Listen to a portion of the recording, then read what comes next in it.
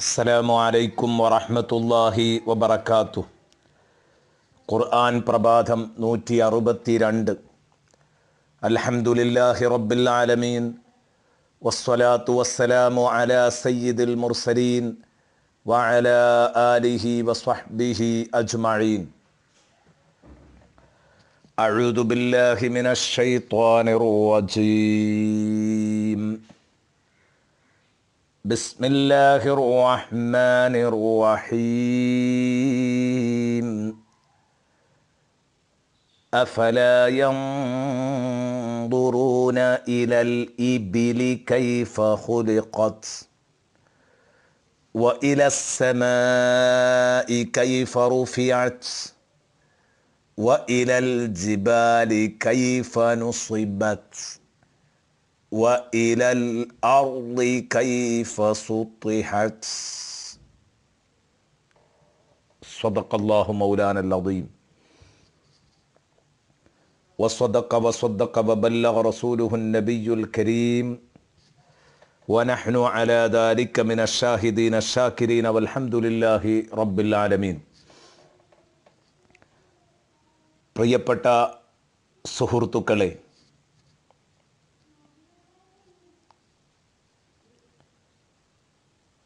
സൂറത്തുൽ ഗാശിയയിലെ സ്വർഗ ചിത്രീകരണം അവസാനിക്കുമ്പോൾ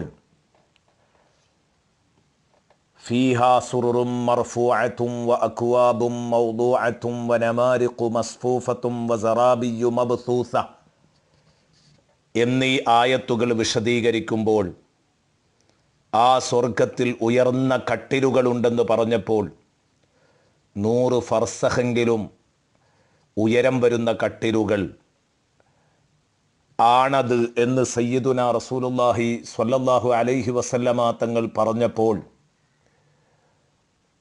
അതായത് ഒരു 100 മൈലെങ്കിലും ഉയരമുള്ള ബിൽഡിങ് പോലെ ഏറ്റവും ചുരുങ്ങിയത് നമുക്കത്ഭുതം തോന്നിക്കുന്ന വിധം 100 നിലയെങ്കിലും ഉയരമുള്ള ഒരു കെട്ടിടം, അത്ര ഉയരമുള്ള കട്ടിൽ, ഇങ്ങനെയൊക്കെ പരിചയപ്പെടുത്തുമ്പോൾ അതിൻ്റെ കൃത്യമായ കണക്കല്ല ആ പറഞ്ഞത്. നബി സല്ലല്ലാഹു അലൈഹി വസല്ലമ തങ്ങൾ പറഞ്ഞ 100 ഫർസഖ് എന്ന് പറഞ്ഞത് ഇപ്പറഞ്ഞ കണക്കൊന്നുമല്ല.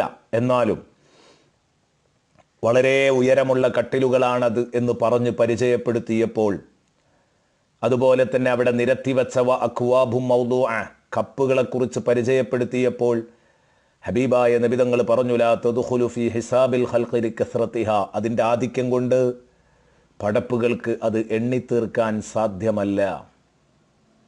അതിൻ്റെ എണ്ണം എത്രയാണെന്ന് അള്ളാഹുവിന് മാത്രമേ അറിയൂ, പടപ്പുകൾക്കറിയില്ല. അതുപോലെ തന്നെ അവിടെ ഇരുന്ന് ഒരു തലയണയിൽ ഇരുന്ന് മറ്റൊരു തലയണയിൽ ചാരിയിരിക്കുമെന്ന് പറഞ്ഞു. ആ തലയണയുടെ നീളം ഇതുപോലെ തന്നെ വളരെ ഉയരമുള്ളതാണെന്ന് സയ്യിദുനാ റസൂലുള്ളാഹി സ്വല്ലല്ലാഹു അലൈഹി വസല്ലമ തങ്ങൾ പറഞ്ഞപ്പോൾ, അതേ രൂപത്തിൽ അവിടെ വിരിച്ചിട്ടുള്ള പരവതാനികളുടെ വീതിയെക്കുറിച്ച് പറഞ്ഞപ്പോഴൊക്കെ സത്യനിഷേധികൾ വെറുതെ ഒരു കുസൃതി ചോദ്യം ചോദിച്ചു. ഇത്രയും ഉയരമുള്ള കട്ടിലിൽ എങ്ങനെയാണ് അവിടെ വെച്ച് ഞങ്ങൾ കയറുക മുഹമ്മദേ എന്നൊരു ചോദ്യം, വെറുതെ ഒരു കുസൃതി ചോദ്യം ചോദിക്കുകയാണ്.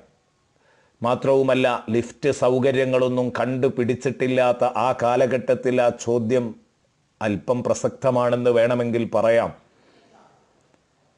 അതുപോലെ തന്നെ എണ്ണിയാലൊടുങ്ങാത്ത എണ്ണം കപ്പുകൾ എന്ന് പറയുമ്പോൾ എങ്ങനെയാണ് സംഭവിക്കുന്നത് എന്ന് ഹബീബായ റസൂലുള്ളാഹി സ്വല്ലല്ലാഹു അലൈഹി വസല്ലമ തങ്ങളോട് വീണ്ടും അവർ ചോദിക്കുകയാണ്.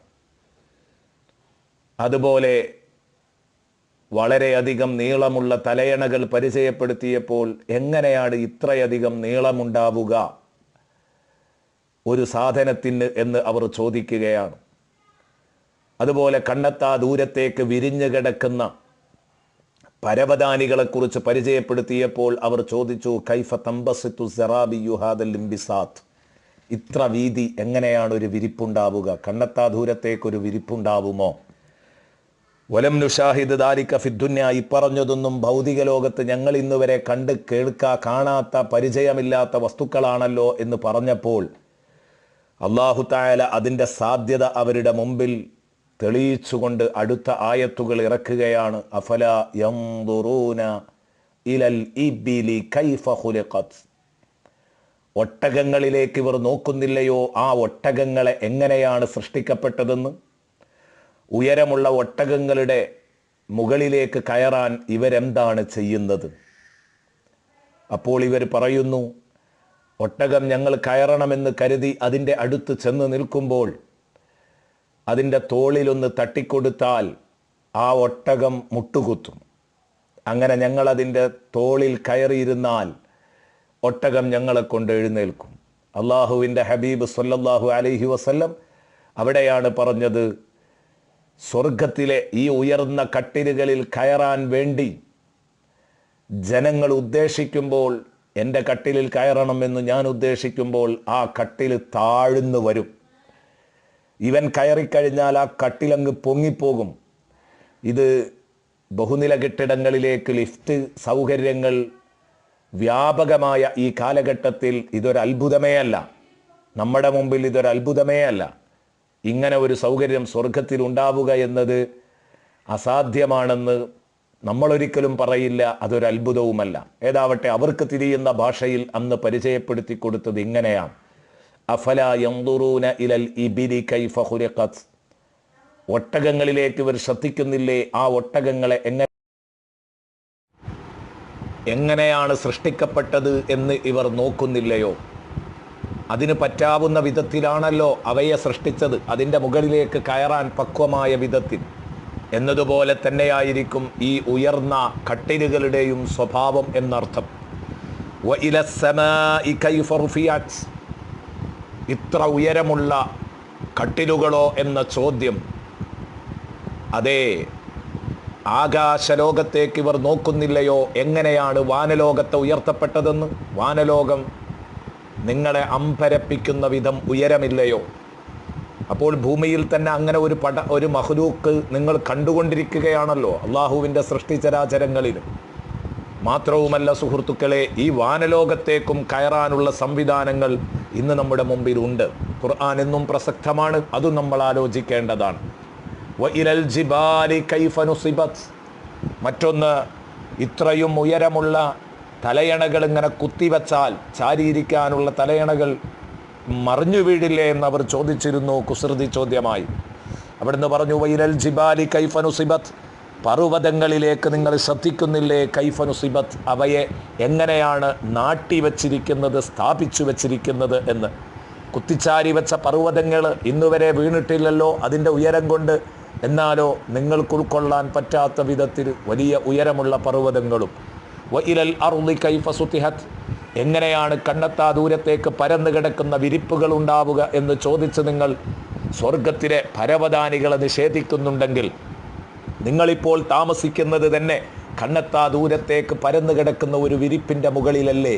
വഇലൽ അർളി കൈഫ സുതിഹത്, ഭൂമിയിലേക്ക് അവർ ശ്രദ്ധിക്കുന്നില്ലയോ? എങ്ങനെയാണ് ഭൂമിയെ നീട്ടി പരത്തി വിരിച്ചിരിക്കുന്നത് എന്ന്. ഭൂമിയുടെ വിശാലത എത്രയാണ്! അപ്പോൾ ഇത്രയും വീതിയുള്ള ഭൂമിയാകുന്ന വിരിപ്പിൽ നിന്നുകൊണ്ട് ഇതിൻ്റെ സാധ്യതകളൊക്കെ നിങ്ങൾ ഇവിടെ നിന്ന് കണ്ടുകൊണ്ട് തന്നെ ഇതിനെ നിഷേധിക്കുകയാണോ എന്ന് അല്ലാഹു തആല ചോദിക്കുകയാണ്. ഏതാവട്ടെ, ഇതിനുള്ള മറുപടിയായിട്ടാണ് ഈ 17, 18, 19, 20 ആയത്തുകൾ ഇറങ്ങിയത്. മാത്രവുമല്ല, പരലോക സാധ്യതയെക്കുറിച്ച് പറയുമ്പോൾ അള്ളാഹുവിൻ്റെ ഖുദ്റത്തിനെ നിഷേധിക്കുന്ന ആളുകളുടെ മുമ്പിൽ സംഭവബഹുലമായ ഈ വസ്തുക്കളെക്കുറിച്ച് പരിചയപ്പെടുത്തുകയാണ്. അതായത് ഒട്ടകങ്ങളും ആകാശവും പർവ്വതവും ഭൂമിയും 4 വസ്തുക്കളെ പരിചയപ്പെടുത്തിയിട്ട് സംഭവബഹുലമായ ഈ വസ്തുക്കളെ പടക്കാൻ സാധിച്ച റബ്ബിന് തീർച്ചയായും സ്വർഗത്തിൽ ഈ സൗകര്യവും ഒരുക്കാൻ സാധിക്കും എന്ന് നമ്മെ ഉണർത്തുകയാണ്. ഇൻഷാ അല്ലാഹ് അതിൻ്റെ വിശദ വിവരങ്ങളിലേക്ക്, എന്തുകൊണ്ട് ഈ 4 വസ്തുക്കളെ പരാമർശിച്ചു എന്നതിൻ്റെ വിവരത്തിലേക്ക് നമുക്ക് നാളെ പ്രവേശിക്കാം. അസ്സലാമു അലൈക്കും വറഹ്മത്തുള്ളാഹി വബറകാതുഹു.